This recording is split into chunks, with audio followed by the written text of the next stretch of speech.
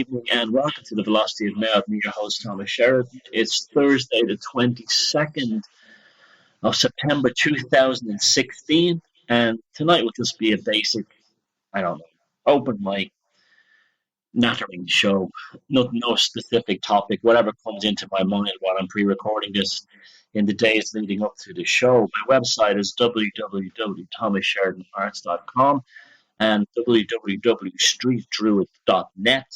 The Druid Code is now available on Amazon, Barnes & Noble's, Book Depository, Awesome Books, everywhere now. If you want to get a copy of that, help me out. The reviews that have been coming in on Amazon have been fantastic, and I appreciate everyone for their support and sticking by the show. And since we began the 2016 season, I hope you're all keeping well. It's a very beautiful autumn at the moment. There's some beautiful energies around. This is my favorite time of year. The long shadows make photographing and videoing things very much more rewarding. And it's just the time of year where we sort of like wind down from the summer. I'm not a big, huge fan of summer, to be honest. And into the autumnal months as the leaves begin to fall, as the Americans and the Canadians call it, which is happening a little late this year because we've had a very humid, damp summer, quite warm in Ireland and this part of the world. And I hope you are enjoying your 2016 so far. Now, the last show I did on the Sunday sermon, was on an EVP show using the Studio V3 tube preamp. See if we can get anything happening. And I have to say that generally, compared to the previous show on Quran's on 333, the results were fairly disappointing. I expected much better, but I think I'm going to have another go at it. I was talking to someone about this, and they said it might have been because I had the gain of the microphone turned down loud. The gain is the magnetic field around the microphone diaphragm, and I had that turned down loud, and I might have been making the assumption that any kind of, shall we say, message that came through would probably come through the vacuum inside the tube amp. And I forgot that I was only running at second gear. I should have had the gain set on the microphone much higher. So at some point in the future, we'll try it again. But it seems to be whatever these voices are coming through, as we've seen on the Quran's on 333 show, it seems to be there anyway. Where is it coming from? Is it being projected by me? Is it another entity in the background? But it seems to be following a pattern, the same kind of thing. There's this kind of almost growling, rolling water sighing effect. I can't isolate it as anything particularly technical. Nobody has yet. You got the odd gobshites who try to debunk it, but like so many of these debunkers, they just make things up. Like I was watching a video on the building 7. Now, all your troopers are going to go bonkers when I tell you that I actually believe the 2 aircraft took down the 2 towers. If you just look at the engineering of those 2 twin towers, the load was carried by the outside structure, and those 2 planes hacked right through them like a hacksaw or like an angle grinder. And you don't need vast amounts of heat to bring the top of the building down on the others. So leaving that to one side, Building 7 still remains an outstanding anomaly to me. I go back and forth on it. Yeah, I know you always see the side of it going down like a controlled demolition, exactly what it looks like. And we always see that good side of the building. But the other side of the building, there's lots of photographs, and that side of the building looks like it's been gorged out. I mean, literally gorged out and on fire. But still, that wouldn't make it fall like the way it fell in that building. And that famous video when it literally goes into its own footprint. If anything, that would have made the building topple over sideways and land on the World Trade Center complex. So I have a theory that's probably bullshit, but I'll stick it out there, that there was no controlled demolition. There was a missile fired into the basement, probably to take it down before it fell. Fell sideways and wrecked a whole part of downtown Manhattan. They took it down in its own footprint. Now, there's a video I've seen of a building being destroyed in Gaza by an Israeli missile, and that's exactly how it comes down. The missile hits the lower part of the building. It's about a 7 or 8 story building, and it just falls into its own footprint. basically the missile hits the bottom of the building and removes everything below it, and the building falls into itself. And I think that's what happened with what they did at Building 7, but they won't admit it. They won't ever admit it. There was plenty of capabilities of doing that. There were F-16 fighters all over Manhattan that morning. It could have easily been done.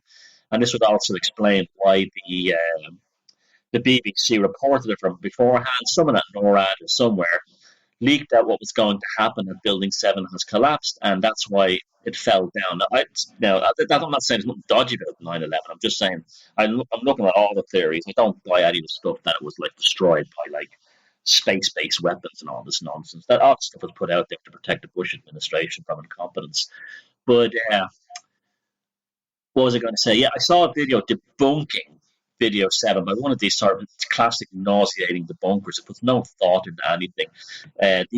Coming from the usual vantage point that, the government is wonderful and all politicians and media, mainstream media, are wonderful.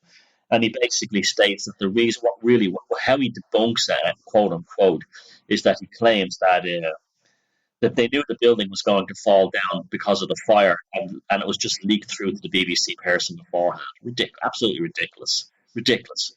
But that's what you're dealing with. That's what you deal with when you deal with a lot of these debunkers. They don't come from a common sense point of view. They come from a polemic where basically they're only their authority figures in society and their opinions matter. It's a classic education kind of thing. So no one's been really able to debunk those sounds from the 666 Savile thing on.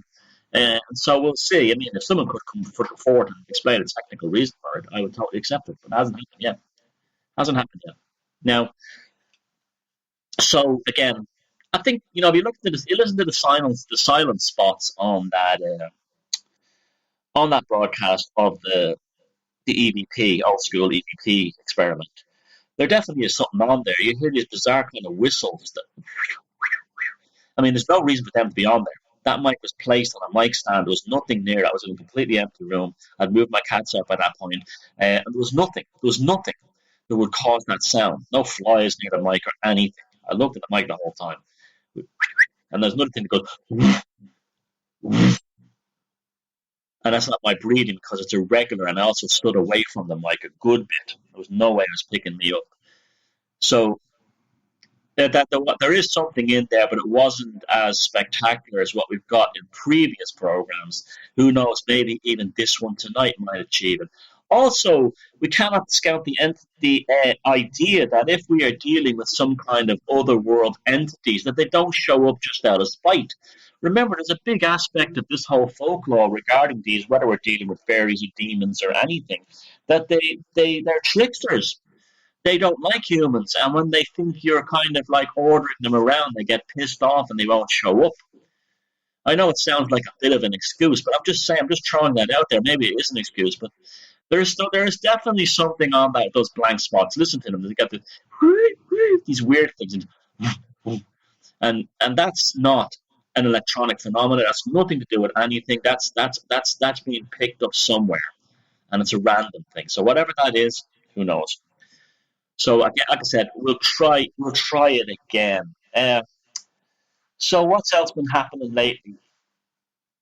Let's talk about aging psychopaths. I know I haven't spoke about psychopaths for a while, but we're experiencing a sublime controlled specimen at the moment. One of the things I've noticed about psychopaths, and we know that the female and the male psychopath are quite different. The female psychopath, because of the high testosterone levels, you see them going, and that doesn't now, before you get all fucked up, as I'm not saying every woman with high testosterone is a psychopath. I'm saying female psychopaths generally demonstrate high testosterone levels. The munter stereotype, this sort of like Sasquatch female. They're kind of like, think of Kathy Bates in Misery. And they're very much all like that. They're consumed, absolutely consumed with self-pity, self-absorption, and revenge. They have vendettas that never end. It's like, this is what they're like, because as they get older, the sexual aspect of their existence dries up. Now, I've noticed that male psychopaths and female psychopaths, from the controlled specimens I've followed, they age very differently. Male psychopaths just fall to pieces and go into Alzheimer's relatively young. They just wither away very, very quickly. They may have like great strength and great sexual stamina until they sort of like reach retirement age. And when they find themselves at retirement age, they're out in the wilderness. Now, they'll still be psychopaths, but the target rich environments have been drastically reduced by age. And even if they go into the home, they'll still behave like a psychopath, stealing other people's money, other patients' money, and so on, this kind of thing. But they deteriorate very, very quickly. They don't grow old gracefully. They fall apart very quickly. Enormous weight loss, the cognitive processes break down very quickly. Alzheimer's sets in very, very fast, and they literally just wither away. Dion Fortune, in one of her books, has a wonderful, insightful essay on this from the 1930s. And she calls them people without souls, or the soulless types. She's coming basically from the M. Scott Peck angle in all this, that they're people of the lie kind of thing. And she talks about how they age terribly badly. Now, we can now see how the female ages differently. The female psychopath becomes psychotic towards the end. The masked insanity is they're no longer able to control it. And the female psychopath becomes obsessed with revenge, wild hysteria. It alienates itself from others through its behavior, and it's the only one who cannot see it. And we're getting a sublime and beautiful example of this right now. All of you watching Facebook and everywhere else, of that in none other than Hillary Rodham Clinton. A classic female psychopath. Now, we saw her, she's always had the classic female psychopath vendetta mindset that never gives up. And we saw how she behaved when, what's his name, died, Omar Gaddafi. We saw he died, and she literally squirts on the interview on mainstream TV. If that was you, me, or anyone else, we'd be sectioned or locked up. That's normal behavior. People don't behave like that. But that's a psychopath that the mask of sanity slipped. And ever since that moment that she did that, she's been in a complete psychopathic deterioration free fall. And it's been there for all the world to see, and it has gathered momentum in the recent election campaign. She is falling to pieces, and it's not just her physical health. It's her psychological and behavioral personality structure, the obvious coating of one that's completely imploding, and you're seeing her psychotic behavior come to the fore. It's not that she's putting an act on to try and get Trump elected. The powers that be ultimately don't care who's in power, but they do prefer a politician or a bureaucrat over a business person who deals with the mafia like Trump, because they know exactly what to expect when dealing with a bureaucrat, and people, they know that the public and the masses know what to expect when dealing with a bureaucrat or a career politician like her, but they're not comfortable with the likes of a Ronald Reagan or someone like a Trump who's from outside politics, because if they don't have a political pedigree, so to speak. Society expects more from them. They don't expect them to act like cradle to grave politicians like Obama, like Clinton, both Clintons, and so on. They expect a bit more dynamic behavior, and this makes it difficult for shall we say, the real leaders of the planet at the top to hold them. And this is ultimately what makes Trump and what made Reagan have a likability about them. I mean, I know people who used to hate Reagan, and now looking back on him, said they found him kind of likable and charming and funny. Well, the same people now are saying the same thing about Trump. Well, I find Trump hilarious. I find him really funny. And it's a classic jester archetype. He's playing the fool for that reason. Anyone with a brain can know that it's all an act. You don't get to have the power that he has and the influence he has in the world by being a fool. It just doesn't happen. It's an act. All of it is an act. He won't do anything to the Mexicans. He won't build a wall. He won't do anything like that. This is all talk. He won't make America great again. He won't do any of this stuff. But he will get into power, and he'll entertain us. And like I said, he'll entertain us, especially when he gets elected. We're going to have a wonderful time for weeks on end looking at all the snowflakes and all the social justice warriors on American universities going bonkers. Oh, speaking of which, I want to, just before I forget, I want to wish Steve, Sonic, uh, Swami, and everyone else a Type 1 in Brighton and America, where Swami is. The very best for their 5th year anniversary. Great bunch of guys have stayed true to form, kept their focus open, haven't jumped on one trend to the next, had an ongoing dialogue, and did it in a very humanistic and laid back way. And the radio show, Type 1 Radio, I had the original Velocity of now on that. And so I wish to extend my good wishes to them. And here's to another 5, 10, 15, 20 years more of doing the same. Now, so well done, Type 1 Radio. So when it was actually Swami who told me what the SJW acronym meant, I had no idea. But anyway, that's where we're heading with him and her. So she's only going to become more decayed. And I do believe, you know me, I don't jump on every conspiracy theory, but I do believe they're whipping out doubles for her. Not doubles like that look identically like her, but actresses and body doubles that like are seen getting into helicopters waving from a distance and so on. All this nonsense to keep people believing that she has a chance as a chance if she's competent. And speaking of competent, in my art gallery a few weeks ago, a young American couple, very nice from Portland, Oregon, came in, having a chat about this, that, and the other, talking about America, talking about Ireland, and so on, art. And they mentioned how they're terrified of what's happening in America, and they're going to come back to Ireland. They're going to try and emigrate to Ireland if Trump gets elected.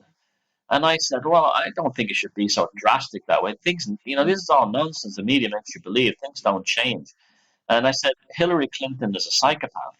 Anyway, the proof is there. And then they said, no, but Trump is a psychopath. And I said, why is he a psychopath? And they said, because he wants to build a wall around Mexico and he's successful in business. And I said, no, let's look at the actual behavior here. He has no history of murdering people. She has, and she's never held an elected position that I'm aware of. I think she was like a state senator in New York at one point or something like that. But I said, in terms of her power, like Secretary of State, that was not an elected position. She's left a trail of bodies behind her, gleefully, I might add. And then he says, yeah, but we have to get her in power.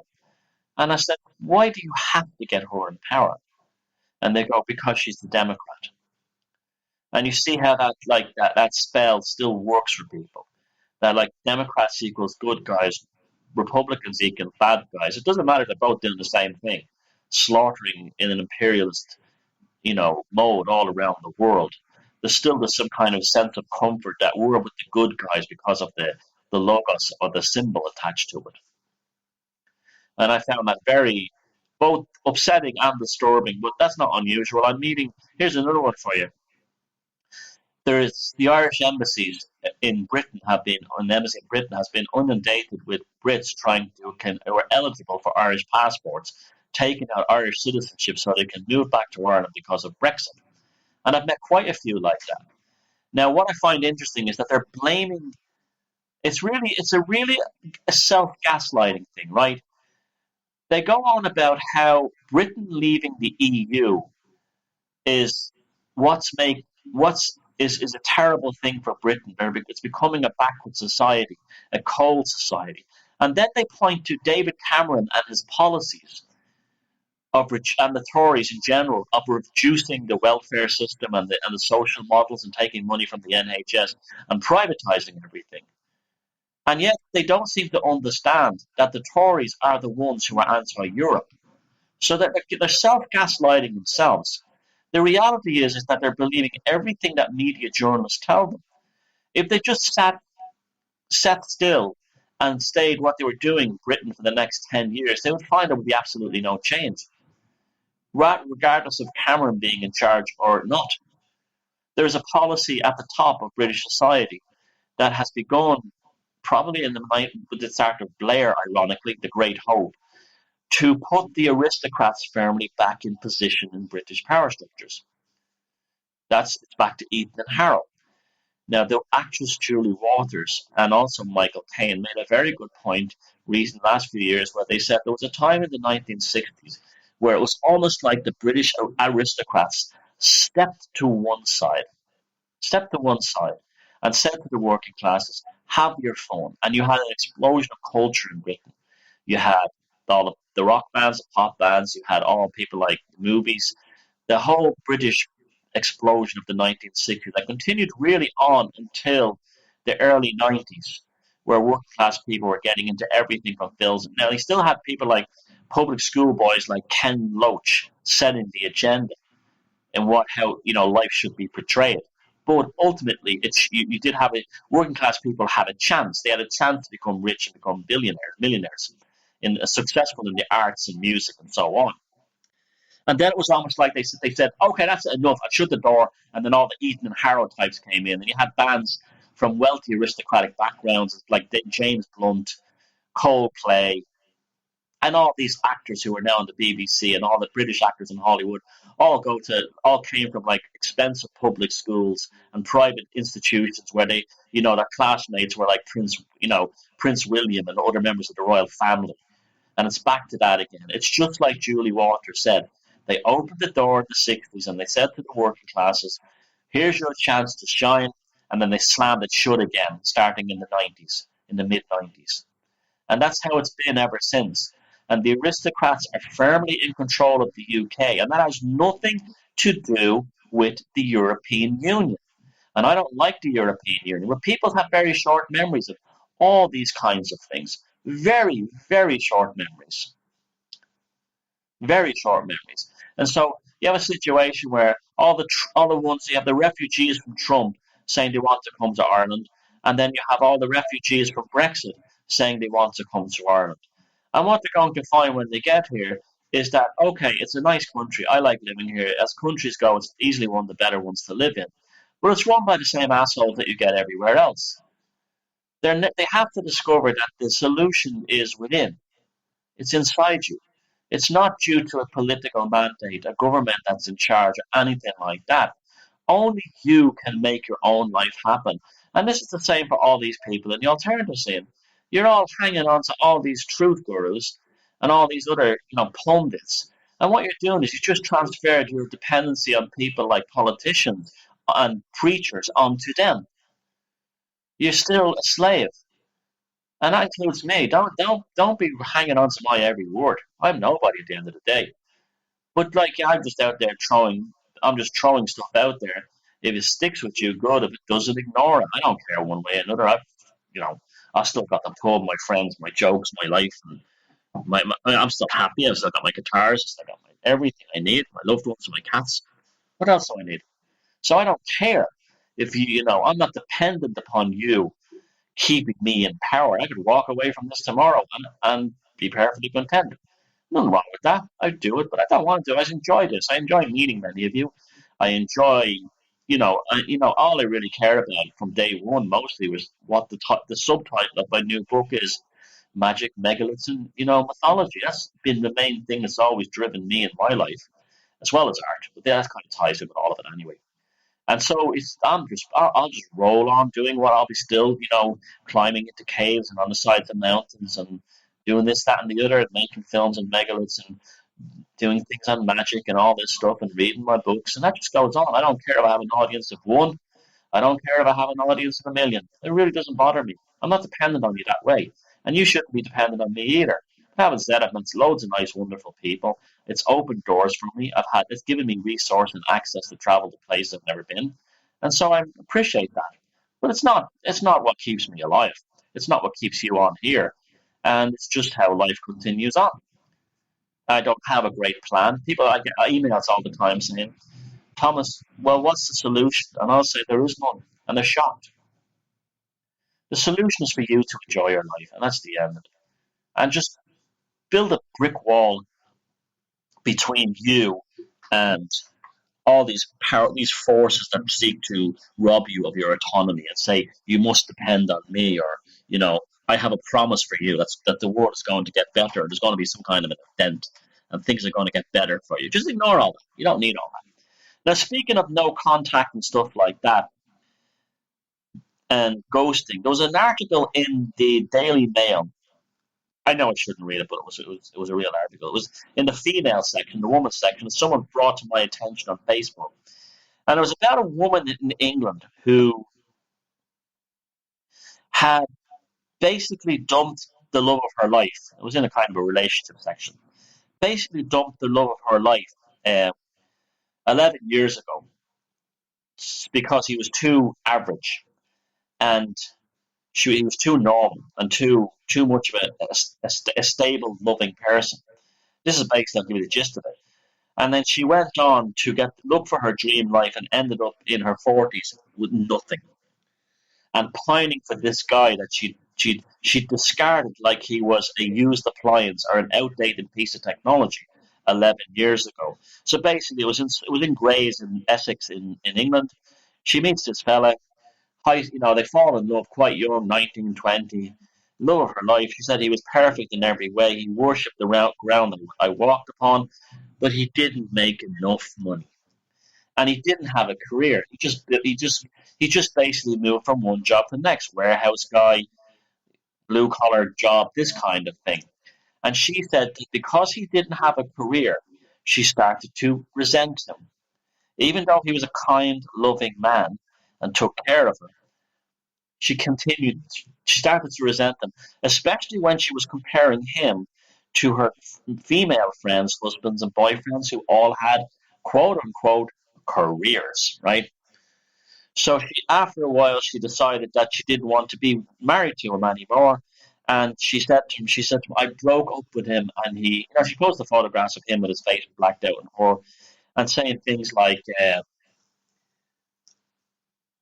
we, we both cried for hours on end and held each other as I told him that I'd always love him, but I couldn't be with him because he wasn't right for me.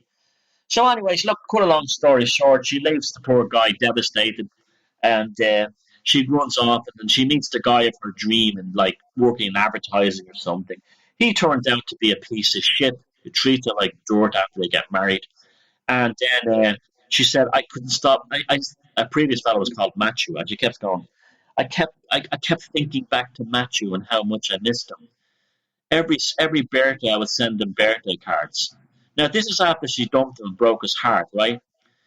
But she was still with this other guy who gave her the career. Now, what happens next then is she finds out, this is after like 5 years later, that this guy Matthew has met another girl and has decided to get married to her. She goes, I was inconsolable. I fell on the ground sobbing wildly that I'd lost Matthew, as if she had never walked out on him 5 years previously and torched him with her own life in the years in between, sending him, expecting it both ways, expecting to have, you know, her life away from him, but him as a kind of a monkey on a leash to control and torment. It was only became a problem for her, inconsolable to use her words, when he didn't need her anymore and moved on to someone else. This is what freaked her out.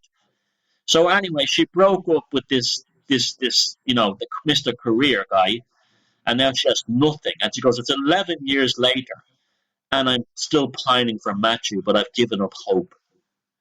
And she was torn to pieces by most of the people in the comments, except for the odd moron who said, you're very brave to share your story. But here's what she wanted. She wanted that guy to be a, a monkey on a lead in internal suffering over her. And when he got her life together and told her not to send him birthday cards anymore because it wasn't appropriate with his new wife, she was inconsolable.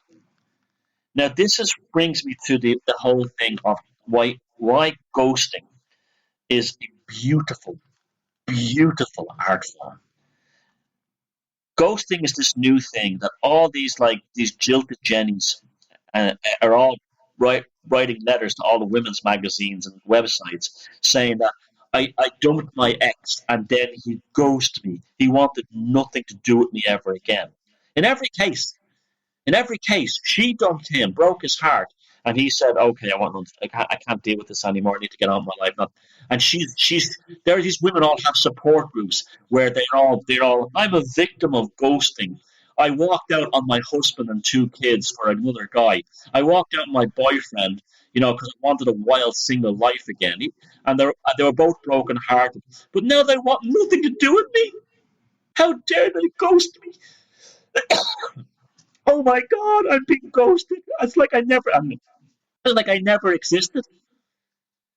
Where do these bitches get these ideas that they're entitled to both wrecking the guy's life and then holding him on a string and torturing him with the details of their new lives?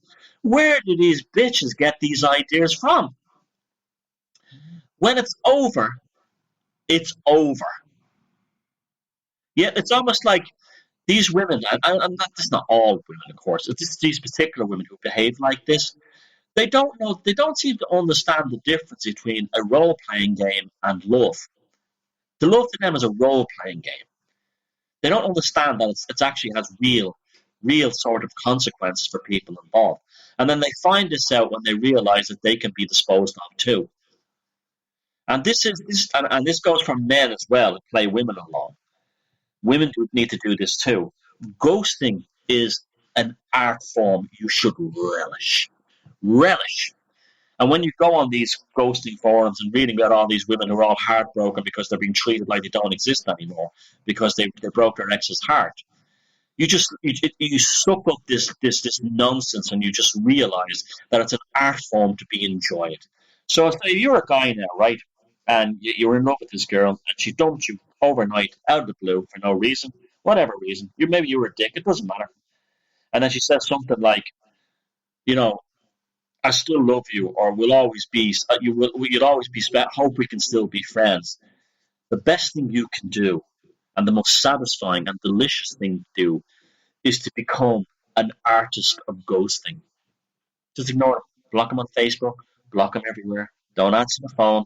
Don't answer the emails. Indulge and take pleasure in the art of the ghosting. Pleasure yourself with it. Because I've got news for you, you'll heal really quickly. Because if she's keeping you on the rod like a piece of a fish that she's playing with, it will destroy your life. And the same with the women as well. Learn to ghost. Learn to be an artist of ghost. Learn to be a virtuoso of ghosting. And it's over. It's over. And it comes from the whole no contact ever again thing. And ultimately, I got the idea for no contact ever again from a book of Slavic magic, where it spoke about spells of like the living dead, or this is what was always the zombie. I thought it was a zombie thing, but it kind of is in a way, where the person is dead that has damaged or hurt you, and then you have nothing to do with them. And you'll see when you've ghosted or gone no contact with these pathological types, it drives them absolutely insane. All they want to do is talk about you, get back at you. They want a morsel, a rice grain, a lentil of energy off you. And when they can't feed off you anymore, you become an obsession in their lives. They simply cannot move on. But they've told you to, I've moved on, deal with it. But the reality is, when you moved on and actually ghost them or no contact with them, they become the opposite. They're begging you for a morsel of attention. And they will do everything to get it, even if you've made it quite clear you hate them, want nothing to do with them. If they're all energy harvesting vampires at the end of the day. And when you ghost them, you'll really see their true colours come out. A normal person, when they're thrown away, like, you might have a few months of like, oh, can't we get back together again? Oh, can't we be friends? Can we make up and be friends again? This kind of thing. I'm sorry for what happened. Let's try and sort this out. But they don't do that. They go into a kind of a self gaslighting thing where they pretend that they don't like you anymore, they don't need you anymore, you're a joke, they don't care about you anymore, but yet they're posting about you on your Facebook wall every single day. They're trying to turn people against you. Well, at the same time, believe they don't care you, and they blocked you in Facebook, or they block you in Twitter, and you post something about something's gone wrong for you. They unblock, leave a comment on your Twitter, and block again. They claim they don't care about you, and this is how psychotic and twisted they all are. But yet, you are the only thing that matters to them. This is what's amazing about it. So in the case of a relationship, they go off and find the love of their life. They have a family, everything they want that they get. But the person who ghosts them suddenly becomes the real obsession of their life and not the Mr. Perfect or Mrs. Perfect they just ended up with. It's amazing. It's amazing. This is energy wars. This is the energy war, and this is how it works. No contacting and ghosting are art forms. Art forms to be indulged, relished, and enjoyed, savored. They never existed. You want to play that game? Off you go. Because when it's over, it's over. Now, some things never end. And I was looking at an article, and I think it was in the Daily Standard, another English rag, and there was an article about, that film that's going around with Jimmy Savile, a wizard or a magician or some shit like that. The film is a classic example of why the truth movement is ultimately doomed. Firstly, it identifies some real meat. I absolutely agree that Jimmy Savile had magical training, either self-taught or had read lots of books and got it out of it, or maybe was even introduced to it at one point by someone he met or some group he attended. Absolutely, there's no doubt about it. But because, like all truth and the truth movement, it comes from a Christian viewpoint, it declares him to be satanic and therefore connects him to Aleister Crowley. Now, to connect Jimmy Savile to Aleister Crowley would be like connecting, I don't know, Homer Simpson to Nikola Tesla. You know what I mean? It's just because these fellas and these people who made this film, was Jimmy Savile a wizard or whatever, because they came from the truth scene, they automatically go, he's a magician, he's satanic. And it's a shame because on some levels it's actually bang on, this film. It's satanic, it's satanic, it's satanic. That's because the truth movement comes from Christianity. It comes from born again, Bible Belt Christianity. And so therefore, they think anything that's magic is satanic, and anything that isn't Christianity is satanic. And so therefore, and they don't even know what Satanism is. And therefore, Aleister Crowley, who was never a Satanist, who wasn't a Satanist, they connect him to Crowley for some reason. Because it's just that they're stupid. That's why. Okay, they haven't done. They get started out right, and then it almost makes me wonder if that film was made by people who were aware that someone like me was getting onto Savile really quick after he died, or before he died, and then decided, these guys are finding too much out of that Savile's magical background. Let's ruin it by calling him a Satanist and saying he was a disciple of Crowley, even though there's no evidence, and bring a whole Christian thing into it. And that's the tragedy of it. If those guys meant that sincerely, good for them. But if they did, they made a big, big mistake with their research, like the classic truth thing in their research. They get the morsel of truth and then they completely destroy it and throw it off into the world of farce. Savile absolutely 100% had magical training. I've no doubt about that. It's almost impossible to prove, but I know, being a magician myself, I know another magician when I see one. I can spot them a mile away. And the giveaways were, in the film, was Jimmy Savile a magician? They point to one aspect of his wand. His cigar was a wand. And then that may seem farcical, but it's not. They actually nailed something good there. Even Austin Osman Spare suggested putting a willow or a hazel branch twig wand inside a long cigar, so you could point your wand at people and at objects when looking like you were jesting with your cigar. And then if you go, how about that then? Like Jimmy did. You kind of like spellbound them. That's called fascination. It's a sleight of hand trick. Abracadabra, alakazam, and waving that stuff. Abracadabra is an actual magical incantation. It's not just something that's, from movies. That's real. Crowley used it all the time. There's other things too. In one of his bios, he absolutely describes what appears to be making a sigil to get himself what he calls a board. to pick up some bird he fancied. He got her by doing this thing that a magician showed him, and he's basically describing making a sigil. Remember, he was on the nightclub circuit in Britain in the 1950s and 60s, where this is the height of the stage magician. So even things back then, like hypnotism, came out of magic, and so did NLP. It's very easy for us today to say things like, NLP is not magic really. It's just something we have in techniques and training. But it came out of magic. It is magic. It was magic back then. It's just called neuro-linguistic programming now. And he would have seen these things. He would have been backstage with these magicians.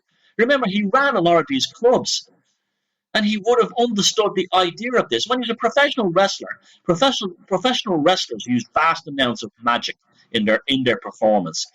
And UFC, look at Conor McGregor. If he's not a magician, no one is, right?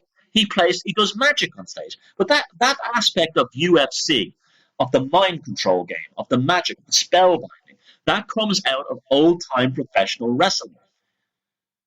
And that's what Savile was. It came out of that. He would have met magicians, and then he was obviously a person who took time to read and study, like all psychopaths do. He wasn't an instinctual magician like, say, Richard Wagner, the composer. He had training somewhere. He picked it up somewhere along the line. And he used his radio show and his shows like Jim Will Fix It. Even the Jim Will Fix It, the badge was a talisman. You understand?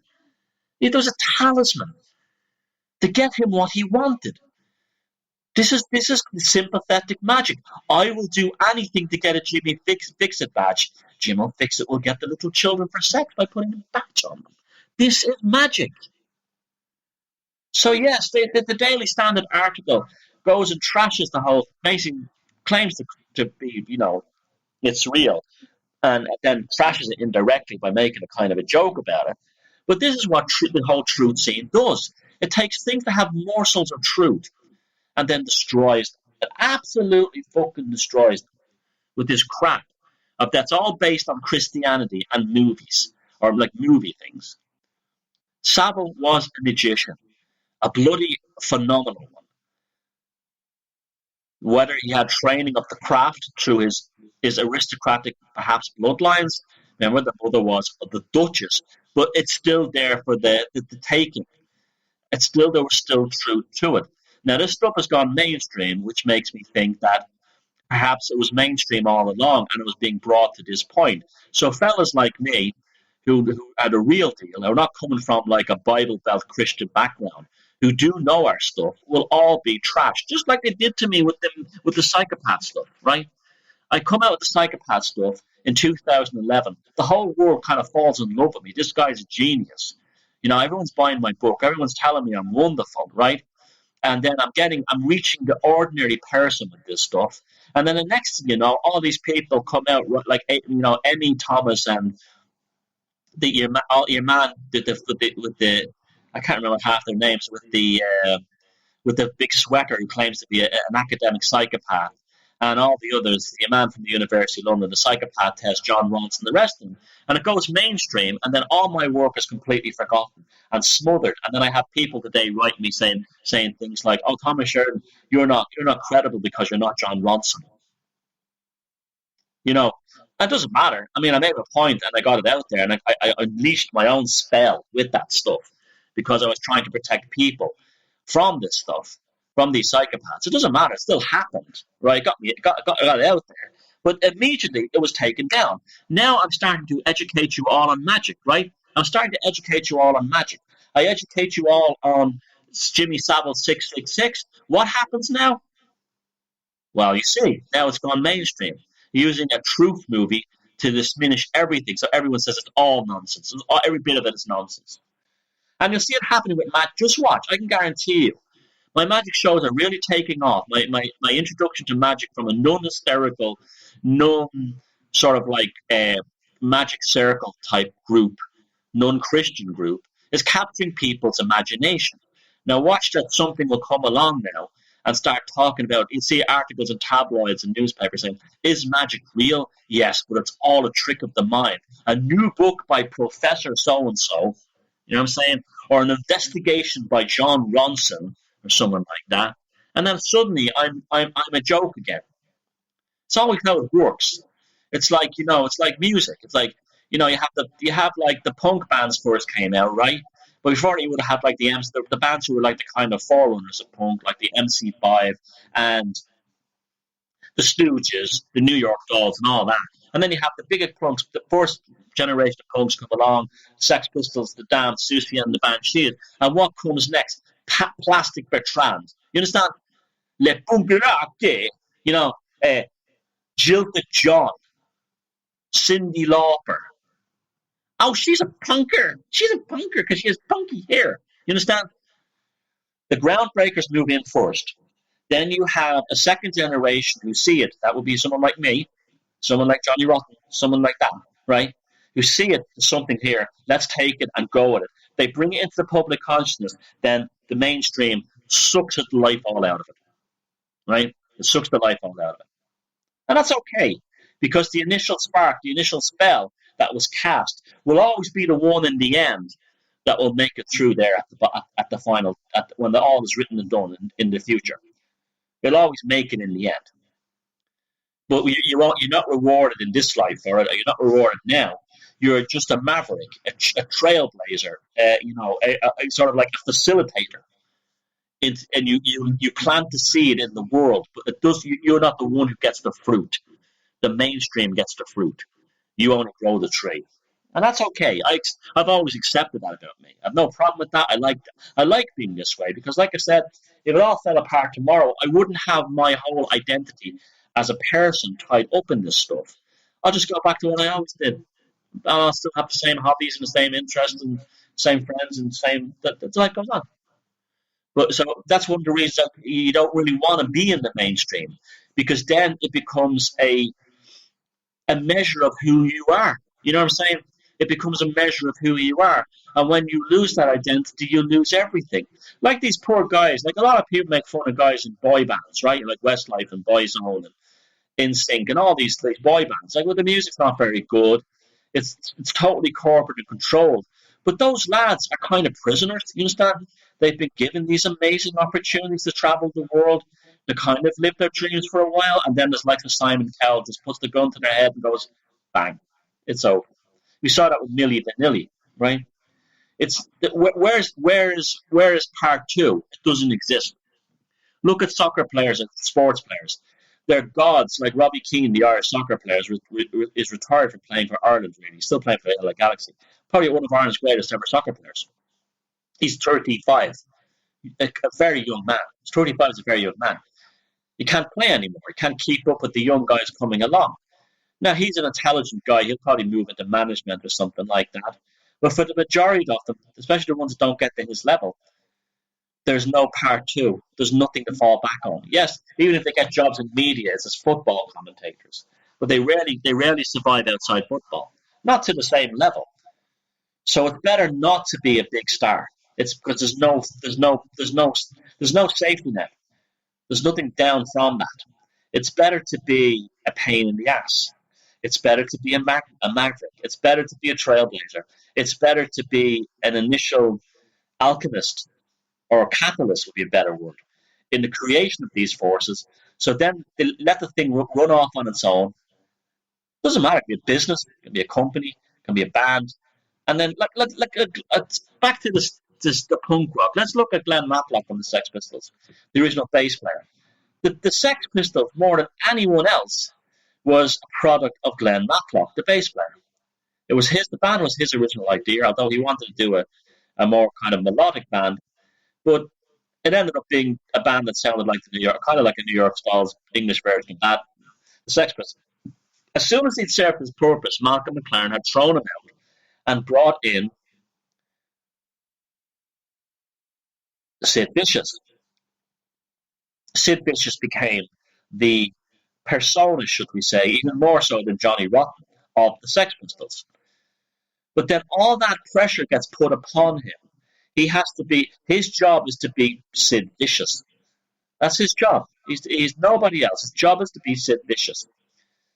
And when he cannot maintain that magical presence as the kind of the energetic force of the Sex Pistols, he destroys very quickly because there'll be nothing else left for him. And then he dies, and then for years and years, everyone talked about Sid Vicious, completely forgotten about. Everybody talks about Sid and Nancy, that movie. It wasn't very good. And it goes on and on and on. And then he's forgotten about. And then suddenly, Glenn Matlock is remembered.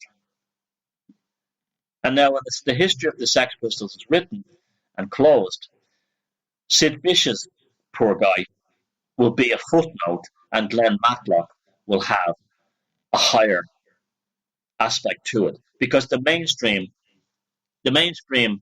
is not here for the long term. The mainstream is a fickle beast and a fickle demon. It doesn't last for the long term. It all in the end, people of it's like I mean, I loved Motorhead the first time I heard them. Right, I can remember you were an animal. I mean, an animal if you were a Motorhead fan in Ireland back in the early '80s. Only animals were into Motorhead. I mean, they were considered a scumbag, low-life band. Even by if you were into metal and if you were into punk, like I was in both. Even being a Motorhead fan, you were considered. But we that were into them could immediately see there was something amazing here. The way they fused punk and metal with a kind of a rock and roll attitude. We knew that this was it.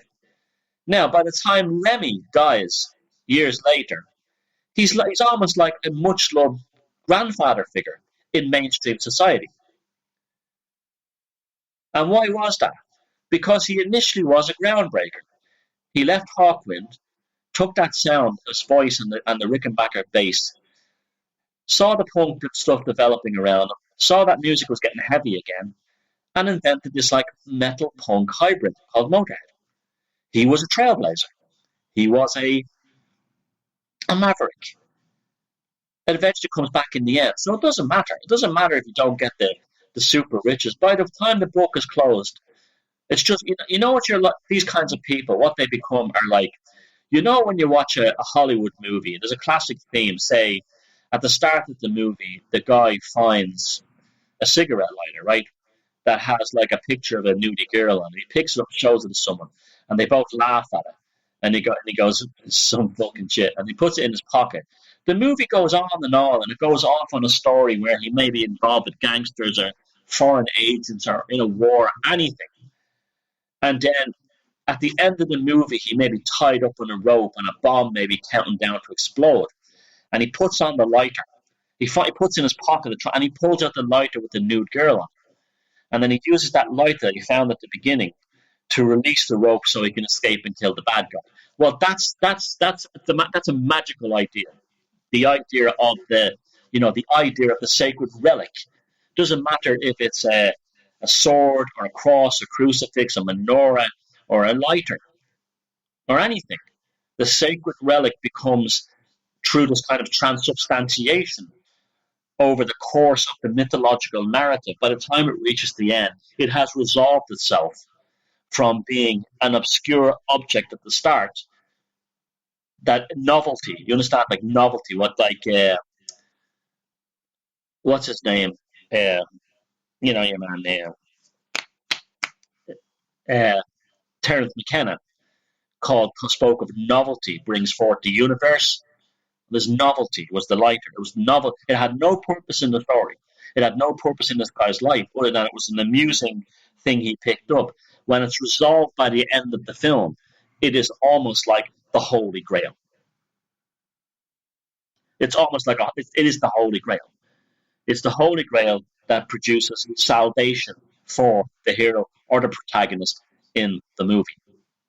And sometimes that's often a bad thing. And that happens. Like, say, you take a H.P. Lovecraft story, short story like the the Terror over Innsmouth, right? You have a guy who comes to Innsmouth for some unspeakable reason he wants to visit this obscure, rundown, decaying Massachusetts seaport because he's interested in off the highways and byways. Like myself, I like to go into obscure places like shithole villages, shithole towns in the middle of Tennessee and stuff like that, or anywhere, Sardinia, Italy, anywhere, Ireland. I go anywhere, and just observing it for their novelty factor. But he's drawn to this place called Innsmouth, and through basically a lot of difficulty because the train doesn't go and getting a bus and being warned by not to go there. He goes to this place called Innsmouth, this Massachusetts decaying seaport, and basically through conversations with a tramp, by buying him alcohol and by his own investigation, comes to the conclusion that there's this esoteric order of Dogon, which is a kind of a, a Freemasonic lodge within the Cthulhu mythos, or the whole Lovecraftian mythos, that runs the town, former fishing town and gold mining process town. And the residents of the town are basically a kind of an alien that lives on a reef just off the mouth of the river, just off the coast of the village of the town, and they're a kind of an amphibious like alien, and they've gone there through inbreeding with these South Sea Islanders, which were brought back to the town. And it turns out that there's a reason for this. He's also one of them, and so that's what drew him to it. And at the end of it, what he goes out to explore this town, as you know, for its strangeness, realizes that the strangeness is also part of him, and he himself ends up as one of these fishy creatures at the bottom of the sea, living in an eternal dream state. So the actual novelty was created by him finding out this town called Innsmouth, but that was also, he was finding out that he himself was Innsmouth. The resolution happened by the end. All the great stories have this. All the great stories, they contain these ideas. Like in the Irish mythology, Cuchulainn is the life-eager hero, as Joseph Campbell calls him. But he's also the death-eager hero. And when he sees the Morrigan washing his armour of the blood in the river, he knows he's going to die. But he knows that he himself is death. He is death. And only through his own death can he have this alchemical transubstantiation of sorts into what he is, what he will become.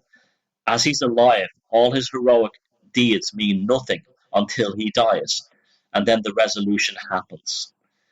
This is why I make, if you've been listening to me for years now, from day one, if you ever read Puzzling People, I constantly from day one emphasize the importance of myth and mythos in your and my and everyone's life.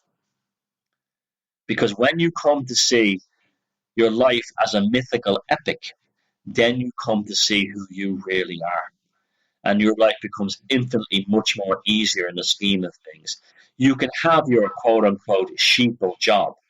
You can be in the matrix. You can be out there in the world going through all the bullshit out there.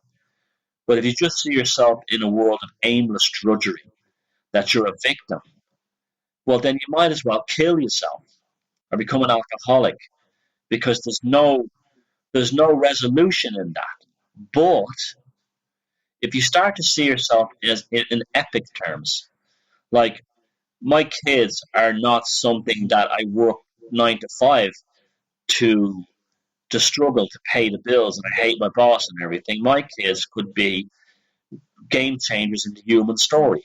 Therefore, I look at them, and I look at them as the ones who will resolve the story. You see, when you're less selfish, you start to see it in a sense.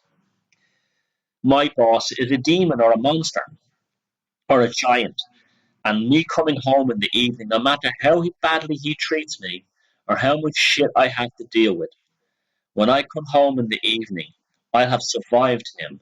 Come home to my friends, my wife, my kids, my girlfriend, or even to myself and my books and my hobbies.